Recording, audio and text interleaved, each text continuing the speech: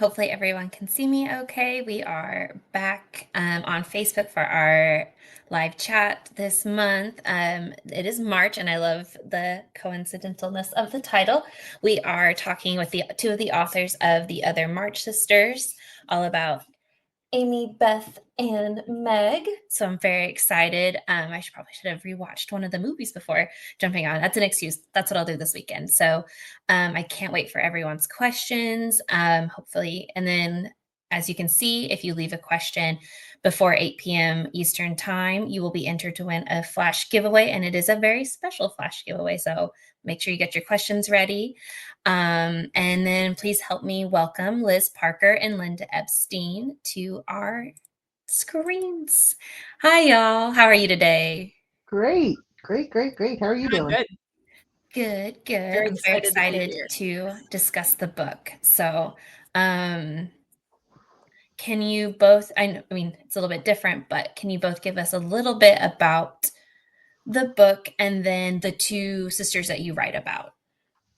Yeah. So the book is The Other March Sisters, as you previously mentioned, March, which is great. I was like, perfect. Like it's It's very perfect. satisfies. It itches my brain just right. I'm like, oh. Yes. No, we were very excited when we were the March pick, but it takes place in the world of Little Women while Joe is away in New York and instead focuses on Joe's sisters. So Allie, who is not here, who is not able to join us today, wrote Beth March. I wrote No, I did not. I wrote Meg March. And I wrote Amy. And the way the book is structured, well, you guys have read it, so you know, it's like we've got our intro, we've got our outro, we've got Amy starting off in Europe, and then we move to Meg's story and Beth's story, and then we end with Amy. And it's kind of a chronological thing. Amy's in Europe the longest, and the other two stories are more domestic and like bounded in their space and in their time. So that's how we structured it. Yeah, and kind of like seasonally, because like Amy starts more springish, and then we go into the summer with Meg, and then into the winter with Beth, and kind of circle back around to the following spring with Amy. There's a little bit of winter in Amy's as well, but also I'm Liz. I don't think we said who. Yeah, sorry, I should probably get Liz Parker.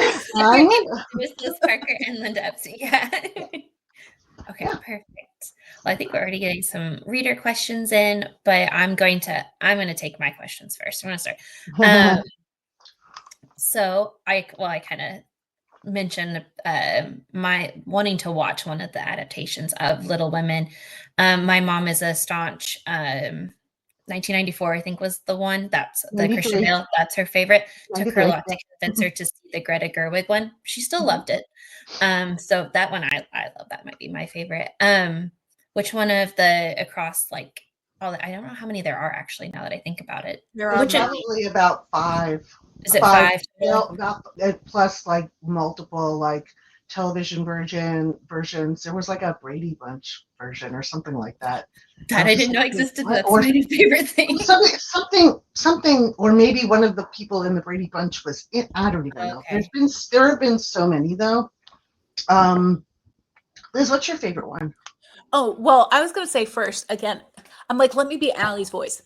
Like your mother, Allie's favorite is the 94 version. My favorite is the Greta Gerwig version, although I do have some issues with it. That being said, it is still my favorite overall. So I thought it was 93, 94, whatever it was, was my favorite because I'm a big Winona fan. But then when Greta Gerwig's version came out, of course I saw it right away. And it's actually kind of like was the impetus for writing the book because at the time I was still on Twitter and a lot of authors were talking about it. You know, a lot of authors and writers were inspired by the book to become authors and writers. So everyone was talking about the Greta Gerwig version in terms of writing, as far as like how she handled the story and the meta quality of that film, how it like referred back on itself, and it really incorporated some of the history where initially Louisa May Alcott did not want to marry the sisters off, and she was kind of like pushed into doing it. So we were all talking about that, and Allie, I believe it was Allie. Allie and I would say, well, maybe it's human. Allie said, I wonder what story the other sisters would have told if it weren't told from Joe's point of view. And we were like, slid into DMs and started talking about it. And I said, should we really do this? So we were kind of like, what the heck? Why not? And we started writing, and that was back in 2020. It was Allie and me and another writer, and that didn't work out. Allie wrote her piece very, very quickly.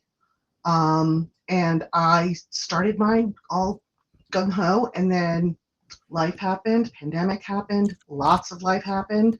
And it took me like 2 years to write my piece. So when I was finally done, and the third author had kind of didn't have something that we could use, we went looking for Meg March.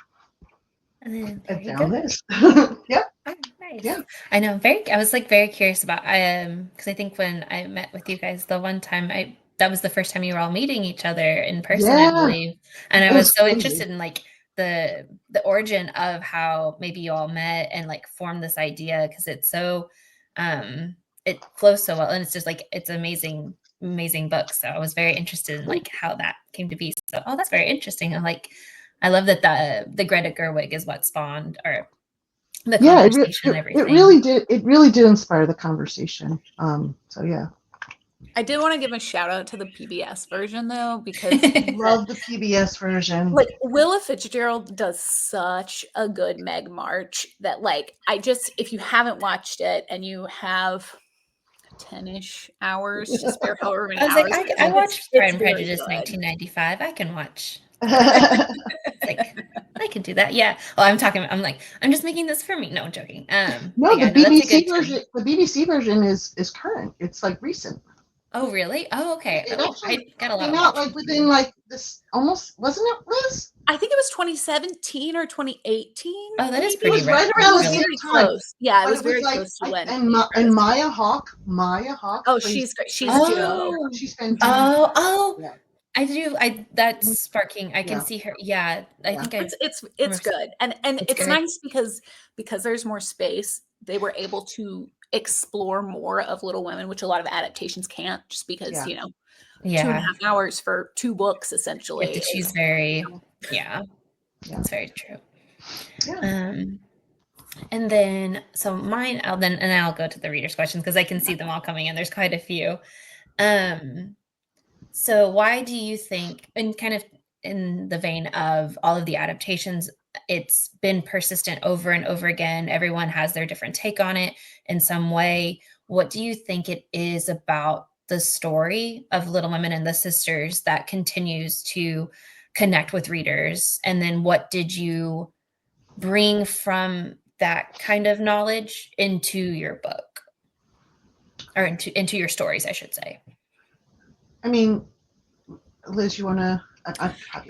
This is something we've talked about a lot, Yeah. and I think a big part of it is that Little Women is such an exploration of girlhood and sisterhood and the transition into womanhood.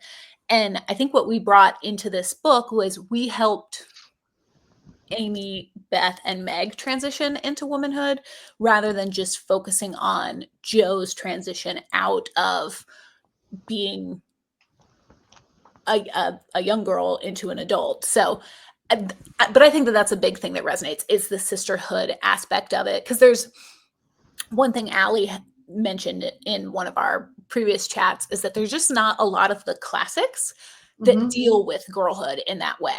A lot of them are much older. Like even if you go back to like, I don't know, Jane Austen, like it's not girlhood. I was just thinking that was young woman. Yeah. And I think that that's probably the big thing. Mm-hmm. Yeah, I think also it's really a depiction of family life that, I mean, obviously in some ways it's extremely romanticized, right? But it's romanticized in a very different way than like a Jane Austen or something like that. It's like it really feels more homey and relatable, I think. The language that we used in the other March Sisters, which was much more formal, rigid, and structured than Louisa May Alcott used. And, you know, for me, that was a conscious choice because I wanted to like evoke the feeling, right? Even though probably people don't remember that, like in Little Women, they were saying like, ain't this and ain't, I'm just like, when I went back, I was like, what? Like, I couldn't believe that, you know, some of the dialogue, you know, it was like, it just, it was surprising. But, you know, as someone writing in, you know, the 21st century, just to evoke that mood, using more like stilted formal language, evoked that mood. So, yeah. I now I'm like thinking back to like, because I did the audiobook for Little Women like a while back. Now I'm just trying to think like how they did talk. And Yeah.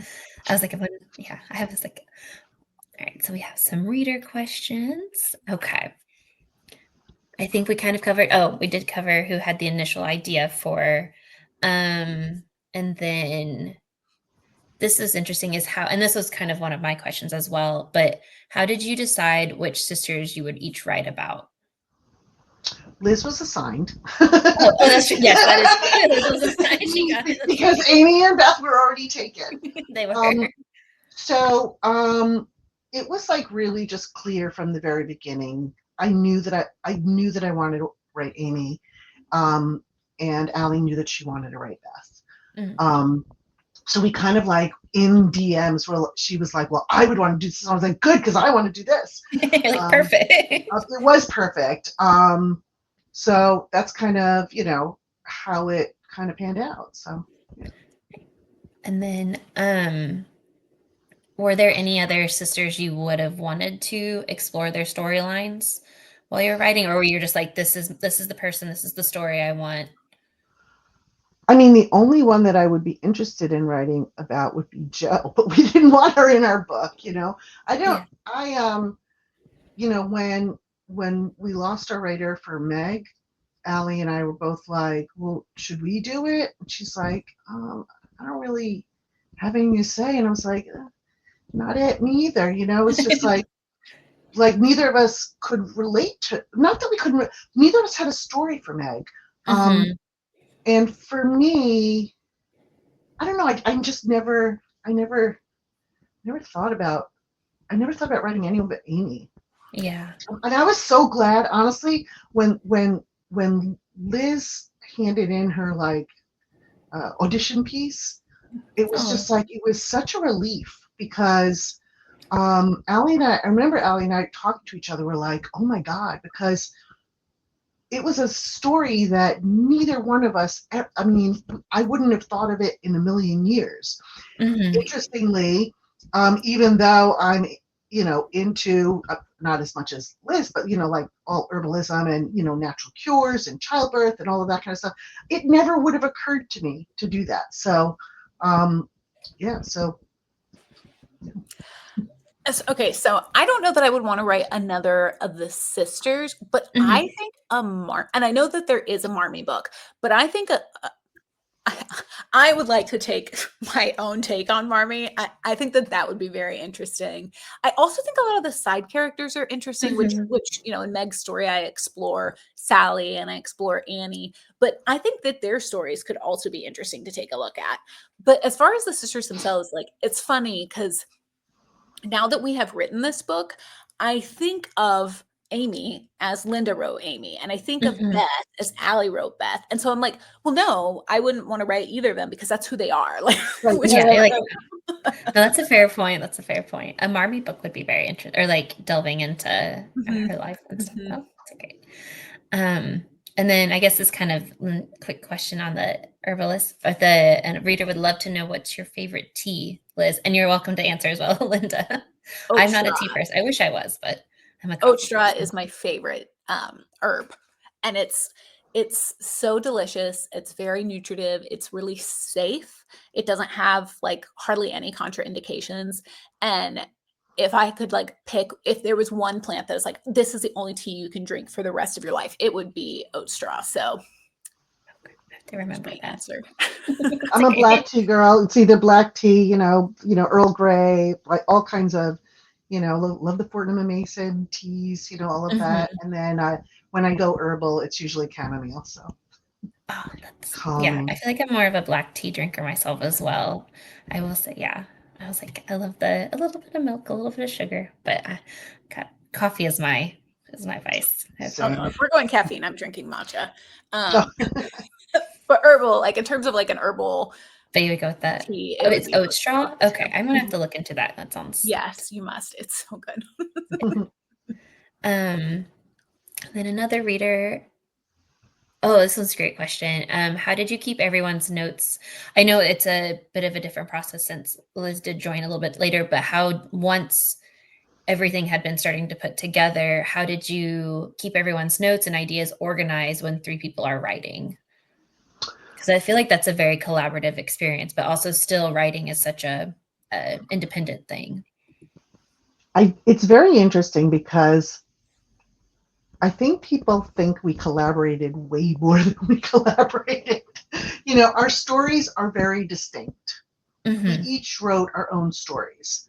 You know, Allie's story was finished, my story was finished, and then Liz wrote her story. Now, you could talk about this more, Liz, but Liz had the benefit of having read our stories, and so she could like fold her story into that. But when all three stories were complete, that's kind of when we came together to talk about like, well, does this make sense? First of all, Hmm. we had to talk about like how we were going to structure the book, right? Because Hmm. we were like, should we do like alternating chapters? And ultimately, we did feel like our stories worked better standing kind of on their own. And then just like kind of figuring out like the touch points. Um, there were a lot of like themes in all three stories that we never talked about and just came out from all three of us. The themes Yeah. that weren't in Little Women. So Hmm. yeah. Are you thinking of Marmee specifically, that theme I of think I like, think there's Marmee, there's the oh, okay. queer elements across the Oh, board, okay, gotcha. Because and I was, then going into womanhood. I I think understand. also even like some of the imagery, like there's like bird imagery. At, at at one point, I think I had written something about um that Amy thought Beth was her North Star, something like that. I used some Oh, term, and then Allie was like, she had used that too, and we hadn't talked to each other about it, and we were like, wait, what? It was oh, that's so it funny. felt kind of magical in a way, yeah, Yeah, but the most collaborative part was when we put the book together yeah. because that's where we decided to split Amy's story kind of down the middle, Hmm. and Hmm. we did that To mostly bookend. because of timeline, so that the book Hmm. would be chronological. And then, of course, once we were in the edit space with our editor's edits, then we were all working from like when we were doing final edits, it was like, I have made it up to X page and sending that PDF to the group. And it's like, somebody let me know who's touching it so that we were Yeah, all working right, from right, right. the version. And that was probably the most complicated part of collaborating was Well, when and the timeline, and the yeah. timeline, And we had to work on the timeline when the we timeline put together. was awful because if you Google it, there are conflicting ideas of like when Oh. everything's happening. Hmm. And then if you look at Little Women, if you actually, follow Little Women according to like the dates and stuff like that, it just doesn't make sense. Like Louisa was not doing a good job. She's like, there's some So clouds. yeah, so we Okay. decided to just like take all the dates out of ours. Um, Okay. but like until we made that decision, I remember just being like, texting Liz and Allie, like, my brain is breaking. I can't figure this out. I don't get it. I don't know where anyone is or when, even when it is. Like, So, I need like the registry. oh my gosh, it was like a serial killer wall. Yeah. Yeah. Oh, okay, that's great. And then let's see. There's quite a few reader questions. I'm going to I'm going to ask one of my questions and I'll go back because there's quite a few that have come in. Um so we kind of touched on some of we've kind of brought up the themes. What do you hope readers gain from the stories and the novel as a whole? after reading. I mean, I would hope that they feel like they know the March sisters better. I would hope that they have a recognition of how much things that are impacting us today were impacting women back in the 1800s, that queer people have existed for millennia, that was just that, and that was a part of life in the 1800s as it is now. And I think it, from Meg's story specifically, recognizing how dangerous a world in which women don't have access to abortion as healthcare is. Yeah. For me, I mean, obviously, yes. I hope that we're like making new Little Women readers, right? Oh, yeah. So there's that. I also did, as Liz said, I had a gay agenda. My gay agenda was to just point out that there have always been queer people. There's a lot of evidence, if you want to call it that, that Louisa May Alcott was queer. Um, and if anyone wants to look into that, you could just do a little Google. It's like there's tons of stuff about it. So just like having those queer elements was really important. All three of us are queer, so that was like a big thing. And also, I really wanted to address all the Amy hating. Yes. Sorry. I'm like, Go ahead. I I'm an older sister, so I will say that part I didn't quite connect with on Amy, but I think through this novel, but also and watching the Greta, I was like, I mean, Florence does an amazing job, but Amazing job. she's just trying to live and be great, and she's like does not need the hate that she gets. No, I agree, and I'm like, Yeah, the other thing is, it's like, so, like writing the book, and then actually after writing the book, like I read it a number of times after I wrote it, because I was so afraid that people were going to start asking us questions about Little Women. I'm like, I don't have to be a Little Women scholar. I'm not a Little Women scholar. I'm a writer and a Little Women fan, right? mhm. I just lost my train of thought, as I do every single thing. But I we do were the same. talking about. I'll jump Oh. in while you try to find it. So Oh. I will say one thing for Allie that I wanted to jump in onto. Mhm. That one thing she really wanted to do was give Beth a love story, give Beth more than just being a house angel, than just existing to die. So Yeah. that was a really big thing for her and what she was writing. And then I also wanted to throw in for Meg. The thing I wanted to give for Meg is Little Women. In Little Women, Meg rejects John's proposal. Meg says she doesn't ever want to get married. And most of the adaptations strip that away from her to make her a Mhm. foil to Joe. And I wanted those pieces and that discontent of Meg to come out on the page. I remembered what I wanted to say about Amy. So the reasons that people hate Amy, supposedly, right, is she burnt Joe's manuscript, and she Just ended up with frustrating. Yeah. Lori, right? Joe did not. Yeah. So first of all, And I was like, sure, sorry. she did burn Joe's manuscript. That was an awful thing to do. And Mhm. she was 12 years old.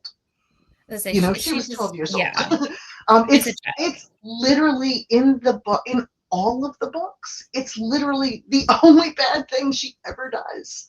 So, like, Mhm. to be hated for that seems crazy to me. And then, like, the fact that she ended up with Lori, like, even if you go back to, the original text, as Liz would put it, Lori and Amy were endgame. Is that how you say it? Yeah, it's just like there was no way that Joe was going to end up with Lori. It wouldn't even make sense. It never.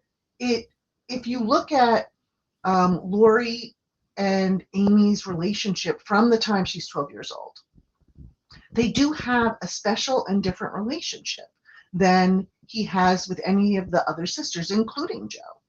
And it's very tender and it's very loving.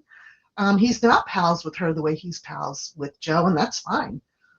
So I just really wanted to bring that out. I wanted to bring out that they had a relationship, and that, like give the kid a break. She was 12 years old when she did that thing. Yeah, just Yeah. That's a very good point. I forgot she was that young. I knew she was young, but Yeah. she was upset. She was 12. Yeah. We can go back to, there's so many reader questions, which is great. I love it. I was just like, whoa, where did I leave off? Okay, this is interesting because she's only what is it about Jo March, do you think, that makes her the favorite sister for so many readers? I think it's for me, I would guess it's the writing, but I'm also very curious to hear your answers. Whoever would like to go first. I always thought it was the writing for me, um, because wanted to be a writer, and Jo was a writer. And then, oh, did we I just think lose we Liz? lost her. Oh, Yeah. yeah. Oh, okay. Well, I'll just keep talking. Okay.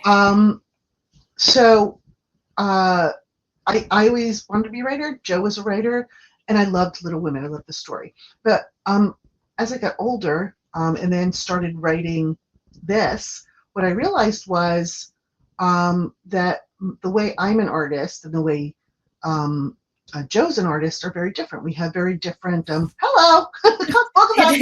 Pop off first. Like, okay. We have I'm back. very different relationships with writing and how we create our art, right? Jo's writing always in it, and Louisa May Alcott was this way as well. She wanted to make money, right? She wanted to sell her work and make money.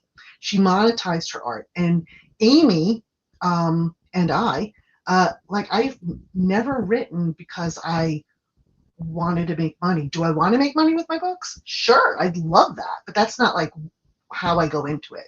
So I said to myself, then why did I love Jo so much? And then I realized, oh, Jo is so queer.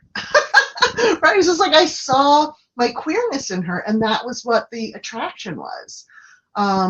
So that's what it is for me. I don't know why, I can't speak to why other people love her. I mean, and also, she's an upstart, so that's fun. I think a lot of people love Jo simply because she's the main character. Like that's who you're going to relate to when you're reading a Very book. true. That's very true. Yeah. Yeah. And then see, they're always really good about asking this question. This one is the most interesting way I've had. A reader would love to know, after being Snoopy, what is your favorite treasure on the bookcases behind you? Oh my And I feel goodness. like this is a lead into the books, but I think they're asking about actual items. I I have do a love a I have a bookshelf. Yeah. magic. I'll show you guys. I have Well, can you see? I have mhm. a magic 8 ball over there, which I love because that features in my first book, Repairing the World. There's a magic 8 ball. And then I have Captain Marvel up there, and I love Captain Marvel. So probably those things. I have a very, very large chunk of tourmaline to absorb negative energy when it comes into my office. It's very heavy. I was like, it looks really heavy. Then before we all jumped on for the chat, we mentioned a little bit of the signs of zodiac. Now I'm very curious. I was like, what sign do you think each of the sisters are? I can't talk suddenly. My brain was like, I'm a leaf Liz has to answer that because I don't really know a lot about astrology. Okay. Okay, I'm very excited. Okay. Am I coming through clearly? My things are a little choppy on my end. I may need to restart my router if You're fine. Oh no, it sounds perfect. Yeah. Okay, I think it's just you guys are not coming clear on my end. Okay. So, I would say I think that Amy is either a Libra rising or a Cancer rising. She has a lot of opinions. So the air sign aspect of her in Libra and the love for beauty is very Libra. Cancer, potentially because she's also very emotional. I would say that Beth is a Scorpio rising because she has a lot of secrets, the way that she is portrayed in the other March sisters. And I would peg Meg as a Virgo rising because of her connection with the earth and with plants and with learning is very Virgo energy. Well, the learning's probably more Gemini, but anyway, I would put her as a Virgo rising. I like that. I like that a lot. Yeah. I was like, my first thought was definitely like Amy was a Cancer. I was like, I don't know what it is. I was just something about, I was like, she's gonna be I don't know. Cancer. I don't know what any of that means. I'm just a Um, fishy Pisces myself. So oh, I'm a Leo with a lot of Capricorn. That's all. That's I was like, yeah, this makes sense. hmm.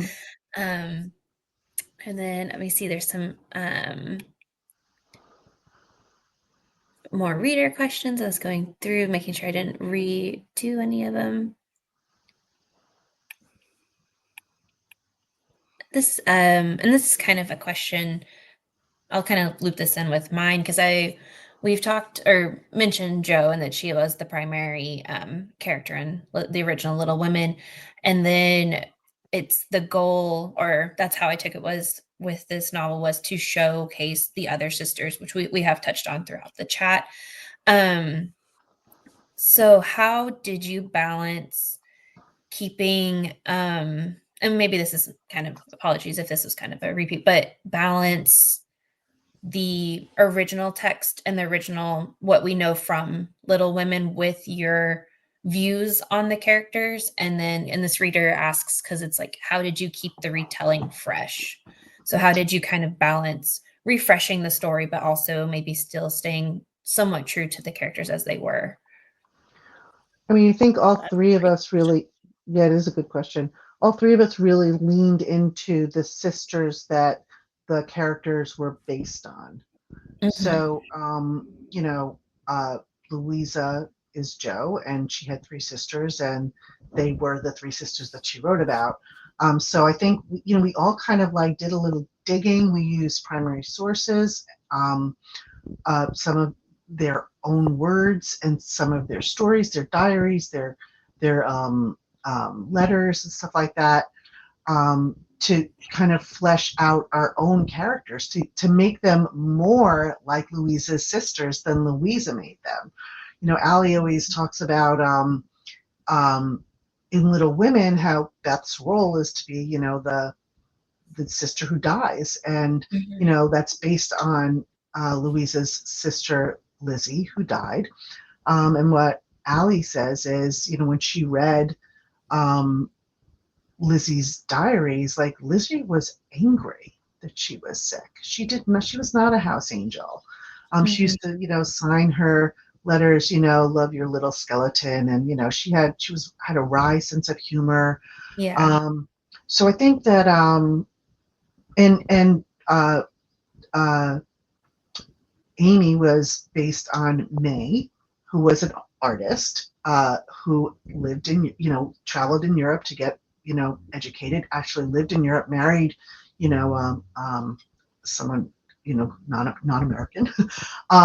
So we just like kind of like digged in, and, Liz will talk more about uh, her character, but I think that's what we did. Rather, I don't think that I felt like I didn't make up so much. I just expanded on what Louisa wrote, and then what the actual life of May was.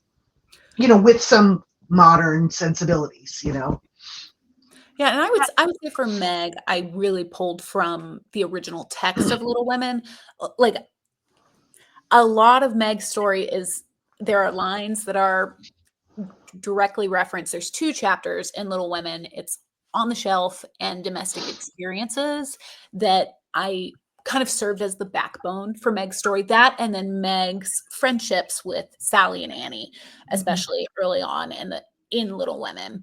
And then, like Linda was saying, doing the research about Anna Alcott Pratt, who was the real life equivalent for Meg March. And none of Meg's story is like, Anna wasn't an herbalist, those sorts of things. But she did speak to, in her diary entries, there was a diary that she wrote when she was 28, right after she got married, where she expressed that she wanted to do something useful and something that Mhm. mattered. And so that kind of went into her becoming an herbalist in the story that I wrote for Meg. And then she also was very unhappy with domestic life. A lot of people think that there's contention. People who are like, oh, Anna was happy to be taking care of her family because she was a caretaker for Louisa after Louisa became very ill when she was in the Civil War. But, and I think she got mercury poisoning, I think it was. Anyway, Mhm. but Anna referred to herself as Cinderella, and not in like a cute Disney princess kind of way, but in a she was responsible for the entire household kind of way. And later, 4 years before she died, she went abroad and she wrote in a letter to one of the Whitmans, I think it was, that Cinderella is getting a fresh start on life. And so I kind of wanted to give Meg what Anna did not have. Yeah. That's very, I love it. It's like, and I don't think I knew so much about Louisa's life, and I love how you all like turned to her actual sisters to create the like, or to help form like the characters that you were like in the And March not sisters. only the characters, I mean, for the Amy section, um, May Alcott had wrote a book called How to, I never remember, How to Travel in Europe Inexpensively for Artists. It's not that, but that's what it's about. And in it, there, were different sections on different places, and most of my scenes that take place in Rome were either inspired by, or in some cases, like I took, like a sentence or a part of a sentence from May's description of things to create a whole scene. I wouldn't have thought, to do some of those scenes had I not read that book. So, I think using the primary sources really, it did inform how we wrote the characters, but for me, it also informed like the structure and the content of the story, and all the places that all the countries and cities that Amy went. I took that straight from Little Women. It was anything that was mentioned, that's what I used. So, yeah. Yeah, I love learning a little bit more about how the characters came to be. And it makes me think. I was thinking too about Meg, and it's like, I don't know. It's very. I love it. I love learning more about them. I think that's one of my favorite things about this because, like with Amy, you talked about like I think she is seen as kind of selfish or shallow, but that's not really or that's what I feel like we perceive from past adaptations in the original book. And then Meg, it's interesting that she and the original sister too, that they weren't as happy as we were led to believe through those adaptations. And I feel like that's a very interesting, like, that maybe she wants to, but that's a lot of that's a lot of caretaking. Yeah. So I think it's really easy to conflate the book with the adaptations. mhm. We watch them. I mean, for me, it's like I've probably seen. Well, I read Little Women a lot as a kid, and I've in the past few years I've read Little Women a number of times, but I've probably seen that Winona Ryder um, Little Women like 10 times at least. Mhm. So it's easy to just have it Yeah, all be one. yeah, that's very true. I find that I do that. I'm like, because I'm a big Jane Austen fan. That's what I like grew up. And then I'm like, but I have watched the 2005 version so many times that my brain is like, I almost forget that there is another sister. And I'm like, she's not in that movie. I was like, oh wait, nope. There's a second. This is Caroline Bingley. So then let me go through some. Oh, this is very kind of speaking, I guess, on the original text. Okay, this is an interesting question. Did you feel betrayed? I don't know. Did you feel betrayed when you learned Joe's relationship with Professor, and I'm gonna butcher his last name, Bear? Yeah. Yeah, was a fictionalized twist for Louisa's real life? I'll tell you what I felt betrayed by. I felt betrayed that Louisa even ended up with that ugly old man. I'm sorry. Like, Yeah. I am the author who read Little Women for the first time as Yeah. an adult, and as an adult, like, I didn't watch the adaptations growing up. Like, Mhm. I very lightly watched the 94, 93 version in college because I had a roommate who loved it, but I wasn't paying attention. I was doing homework. So when I was reading and I didn't know she ended up with Professor Bear. I threw that book across the room. So I felt betrayed by Little Women itself because That's she fair. had to do that, which I would say Louisa probably felt betrayed too, since she had to do that. Oh, she said that she wrote. I don't remember where I read it, but she wrote that she did that. She made him old, Mhm, unkempt, mhm. not particularly attractive, and very hairy, right? Yes. Because She's like, she was so annoyed that she had to marry Joe off, right? And she said there was no way she was going to have Lori and Joe marry. mm-hmm, But the other thing is, I don't feel betrayed by that because Lori wasn't a real person. Lori was like a totally fictional, the sisters were all real, but Lori was a totally fictionalized person. And there's some thought, I mean, I don't think Louisa ever said it, but there's some thought.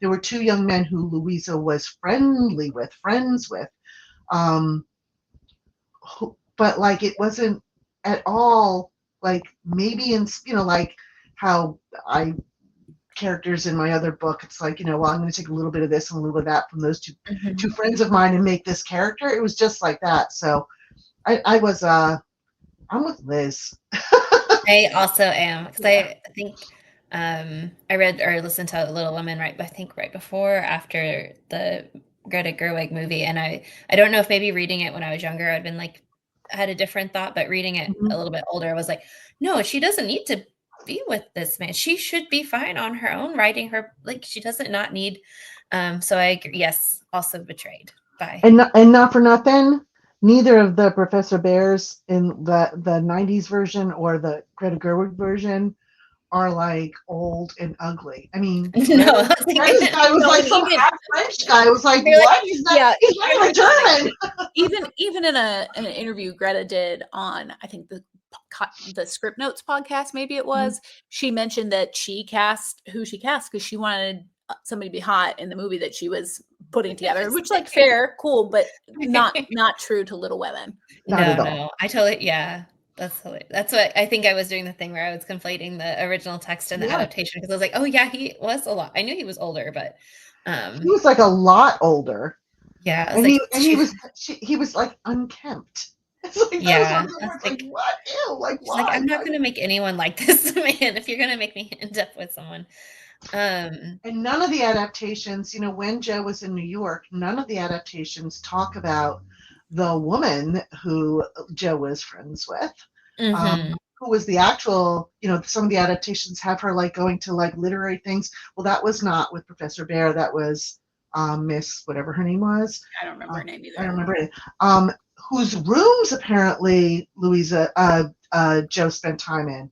I was just like, excuse me, what? Hello, hold the phone. What's happening here? And who cares about Bear? Tell me more about that. Yeah. So yeah.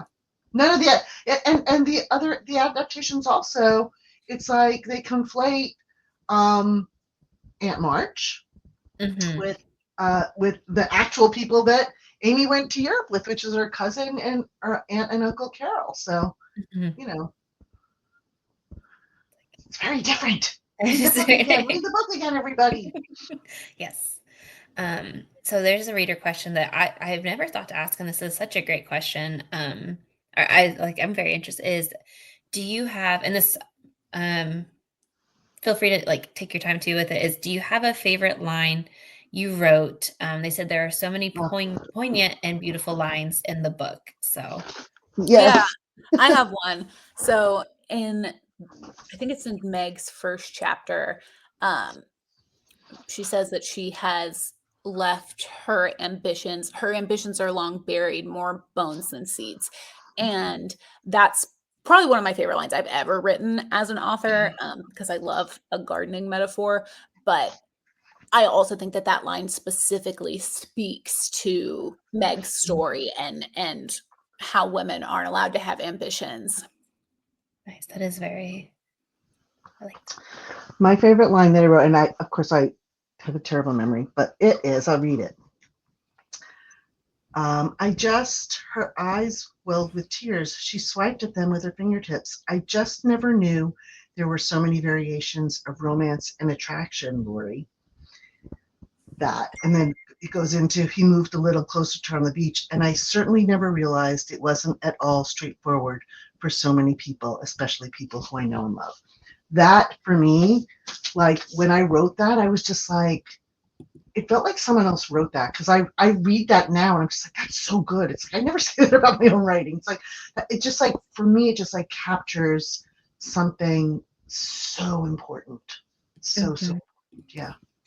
And I'll That also was say I love the opening of Meg's first chapter, which I wrote. That has not changed. I wrote that in a journal when I was trying to figure out Meg's story, where she yeah. says, Meg March, no Brooke. She has been Meg Brooke Yeah. for some time now. Like that piece of it, of her trying to remember who she is and find who she is, I think speaks a lot to her story too. Yeah, I agree. I feel like both of those, or each of the lines that you've shared, really encapsulate the characters, and like it's just like it's so those are beautiful lines. So shout out to that reader. That was a great question. I love that. I will be pocketing that one for future discussions. Um, that kind of leads me into something I would love to talk about is what is each of your writing processes like? You mentioned you did the journal with Meg. Did you do something similar, Linda? Or like, did you just go in and you're like, this is like, what is your process like? My process is I get inspired and I totally pants it until I get stopped, and then I Mm-hmm. and then I outline, right? And then I keep writing, um, following my outline until I get stopped and realize I'm not using my outline again. Then I outline again. So that's kind of what I do. Um, this book was a little different because when we got our edit notes from our editor, they were about like 96 to 97% on the Amy section, which was very stressful because then I had only 2 months to fix it. And basically, I took pieces that I had in the second part of the Amy section, moved them up into the first part of the Amy section, and not even rewrote, I wrote the whole second section. So that was unusual for me because I'm not a fast writer. Um, and what I did was I just like made a list of the scenes that I needed to write. And I remembered like texting Liz and Allie, I'd be like, I finished Rome. They're going to Nice. It's just like I was like a machine for 2 months, just like pumping it out. And I don't write like that. I don't write like that. As far as journaling though, one of the things that I do is I have a typewriter collection, and I would take an electric typewriter that a lot of them that work, but I would take an electric typewriter that I have, and I would just like free write. I wouldn't look at the paper, but I would just like free write on the typewriter about like usually like character backstory, just Mm-hmm. like and I love doing that because it keeps you going forward. I'm not going back to fix spelling, change a word, change an idea. It just like comes out and out and out and out and out. Um, and it helps me to think. I rarely use any of it, but it helps me to like build the character and just think. So yeah. Kind of a stream of conscious sort of like Hmm. process. Interesting. Yeah. And Yeah, I start then, every story idea in a journal and I build Pinterest boards. So you can find me on Pinterest at Liz Parker Writes and find all of my aesthetics Ooh. there. I also build playlists, which there is a playlist for the other March Sisters that's not just Meg on Spotify. And I think I'm at Liz Parker Writes there too. If anyone is interested in that, there was some collaboration asking Linda and Allie for some songs and then me making some executive decisions because I'm the playlist maker of our group. I Um, don't I I love don't that. write with music, so for me it was just Oh, like really? I need absolute silence. So you guys go but do yeah, that. I start with the vibes for sure Yeah. and the journaling and then things go from there. I would like to say that I write everything from a synopsis, and I've written some books from a synopsis. The book I'm writing right now is not coming out that way, and so that's a fun experience, but it just varies. Yeah. Each book kind Um, of has its own process. I mean, I think also one of the things that was really challenging with this book is I often will get inspired by place. Mhm. And some of the scenes that I wrote about places that I had been, but there were some places that I hadn't been. I've never been to Germany, and I've never been to Nice. And we were writing during the pandemic, so there wasn't like I wasn't taking a trip. So I had to do a lot of research about place.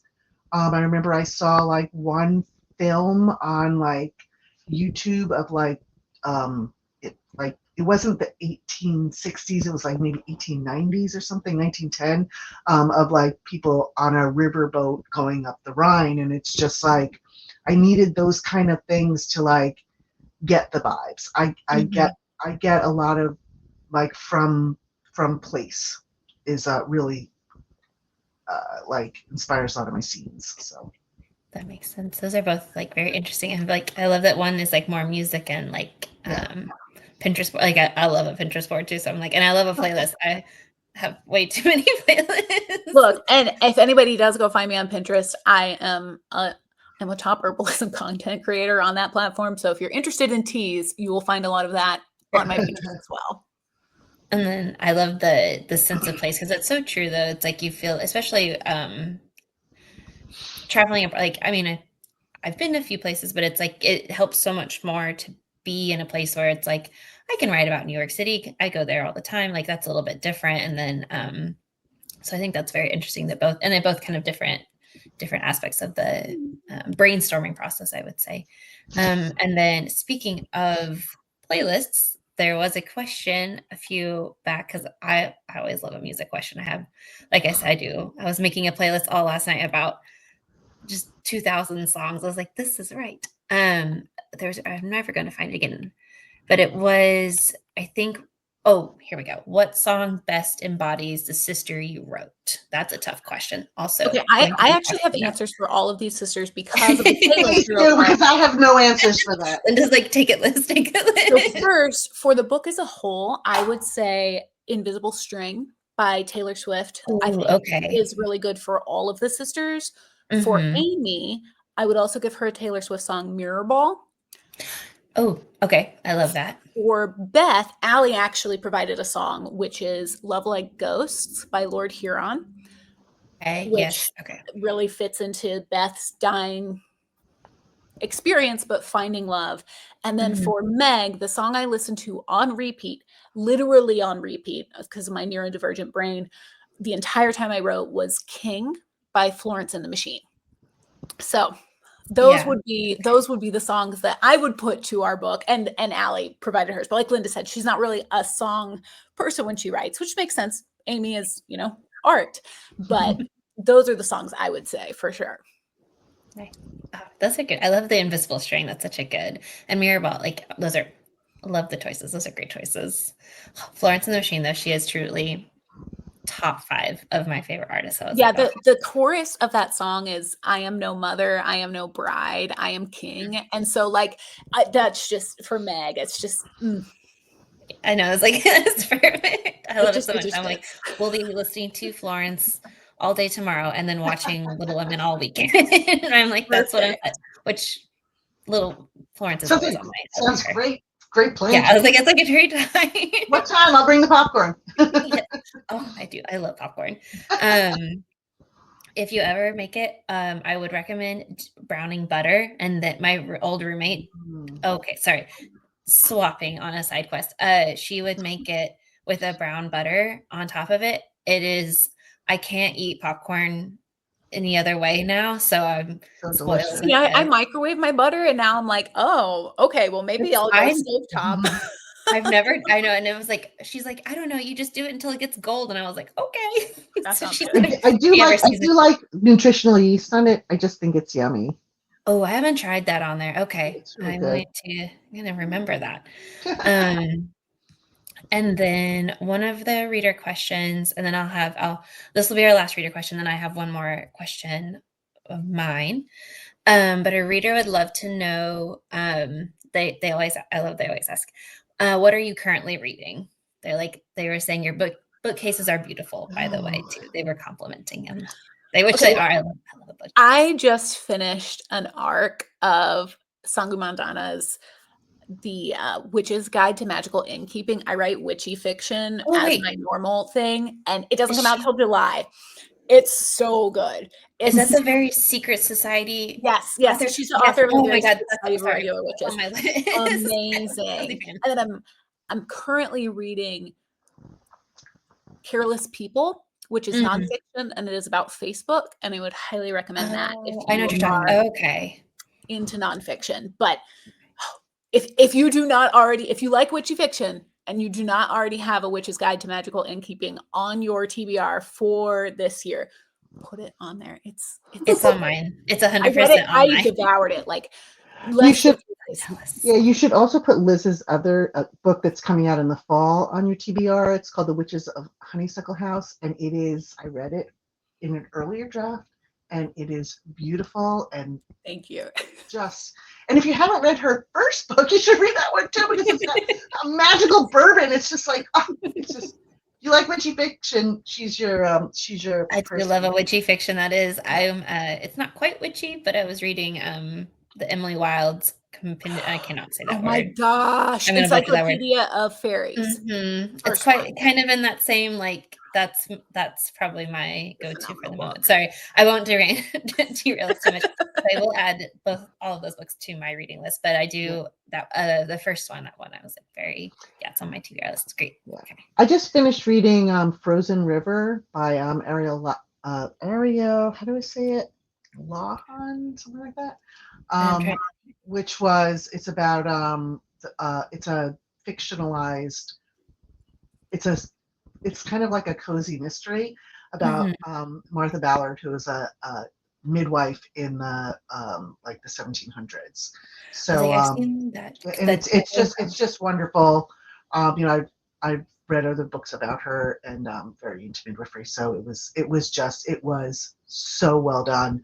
I just finished that, and I'm reading now. Well, I'm also an agent, so I'm reading a client manuscript that's in middle grade, and I'm listening to the new Hunger Games, and I'm reading every time I have a chance. I have this big, tremendous like art book called Sapphic Paris, and it's about in the 1920s the group of women artists who were mostly expats and Parisians and Europeans living in Paris. So I've been reading that, which is fascinating because just reading it's like essays, but then it's like it's a big art book. So you've got like the big plates of the actual art, and it's just, oh my god, I love it.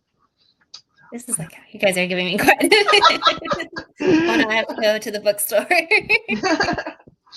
Oh no, that sounds. Oh, those are. I like, and it's a great array of like options too. But the You on can the see Hunger also Games, like, yeah, you can see all the things. I I have love it. I love the diverse array. taste. Yeah, Yeah. I'm a mood reader, so I feel like that's kind of how my reading taste is too. So I was like, Mhm. I have not read the new Hunger Games book. I have to. I'm rereading the series or reading the series for the first time. So yes, I know. I wish I I didn't could read read it the when it. series for the first I time know. I'm very again. excited. So I have Mockingjay next, and then I will do Sunrise. But Well, there's actually, before you do that, I did, it's the yeah, second prequel. So it's the Ballad of. Yes, I yeah, did. I did the audiobook for that one, so I did do that. But I was yeah, like, I want to do Mockingjay first and then read Sunrise. I feel like yeah, the yeah, Haymitch storyline. I'm like, I don't want to. I want it yeah. to be like fresh. So Yeah, it's good. that's like, It's good stuff. oh no, yeah, I'm gonna go to the bookstore this week and get some. So, and then my final question, is what are some things you wish you had maybe known when you first started writing? And then is there any advice you would give? Because I think we've kind of some of our readers or people in the group who might be aspiring authors or just kind of want to write, just enjoy writing in some way. Is there any advice you would give to them? And then also, is there something you wish you had known when you first started writing or becoming an author? The advice that I would give, um, the advice that I would give is to write what you love. Don't write to a market, don't write to a trend, but just write what you love. This book came out of us just wanting to tell stories. And I guess what I wish I would have known, or what I didn't know, when I was writing, and when we started the whole project, was that a lot of people would be interested in reading it, and that it would get the attention that it's getting. I haven't been prepared for that. I really just wanted to like vindicate Amy and, write about a European trip, you know what I mean? And like capture that Little Women thing. So I wish I would have known that people were going to be paying attention. I don't think I would have done anything differently, but I might have been able to prepare myself a little bit more for that. And the advice is to really just write what you love and write the stories that you want to tell. So yeah. I think what I wish I would have known was, especially for anybody who's interested in going the traditional publishing route, that publishing is a lesson in perseverance. A lot of it's luck, a lot of it's timing. Even if you get an agent, you might not sell a book. My debut in the Shadow Garden was the 4th book that I went out with the agent I had at the time, and it was my debut. So it was the 6th book I wrote. So things like this take time. What advice I would give would be, don't give up. Your stories are important. Keep writing and read. Read voraciously. Yep. Read widely. Do read the genres that you write in, but read outside of them, because I think part of the reason that I have learned to craft stories in the way that I do is because I read widely. I write very cozy stories, as you could probably see in Meg's story. I read a lot of horror. And I think that you will learn things about how to tell story. You will learn things about language. You will learn things about metaphor if you read outside of the genres that you write in. Do read in them, because it's kind of weird not to do that, but read broadly and read widely. Yeah. I also wanted to mention, because Allie's not here, that Allie is primarily a middle grade horror writer. So she has 2 books that already came out. The first was Ghost Girl, and the second was This Appearing House. And she has a book coming out. Yep, there they are. And she has a book coming out in the fall that was just blurbed by Stephen King called Broken Dolls. The cover is just absolutely terrifying, and the story itself, I'm a big wimp. It's middle grade. I was terrified. I was like texting her like, "Are you kidding me? Stop it!" You gotta read this during the day. Yeah, I had to read it during the day. That's me. I love horror, but I can't read it. Her books are great for adults to read. And they're also, if any of you have kids, like Mhm. they're horror, but she takes you through the horror and out to the other side. And so I feel like because I love horror. I wish that her stories had existed when I was reading middle grade horror, and not just like scary stories we tell in the dark, which I still have nightmares about to this day. I think Allie's horror would have eased me in a little more gently. I think Allie's. I think also for me, it really the way Allie writes horror changed how I thought about horror, especially for kids, because it really, besides taking you out the other side, it's about something. It's not just about getting scared to death. You know what I mean? And her second book, The Disappearing House, was a Bram Stoker nominee for the very first year that Bram Stoker did middle grade. That book changed how I thought about horror. Reading that book, to me it's stunning. So Allie's primarily a middle grade writer. Liz is primarily a cozy witchy writer. I don't know what I primarily am. I have my middle grade debut is called Repairing the World. It's a very sad story about grief. I actually have recently decided that I think it's an adult story in a middle grade book costume. So because I think that adults really are getting a lot out of it, especially in dealing with grief and finding hope and stuff like that. It's always good to have some kind of And I do want to caveat, I do write cozy feeling witchy fiction. I'm not a cozy fantasy writer. My books deal with trauma. Yeah. on multiple levels. Like none of us are not dealing with like big issues. Yeah. So content warnings for my book. Child abuse is a content warning for both of my books, just as a heads up.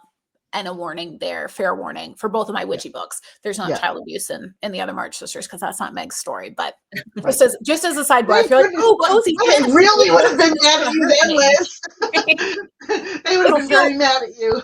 Yeah. Look, you're gonna be confronted with trauma, but it's gonna feel like a warm hug. So It's like there's that, It's like- yeah.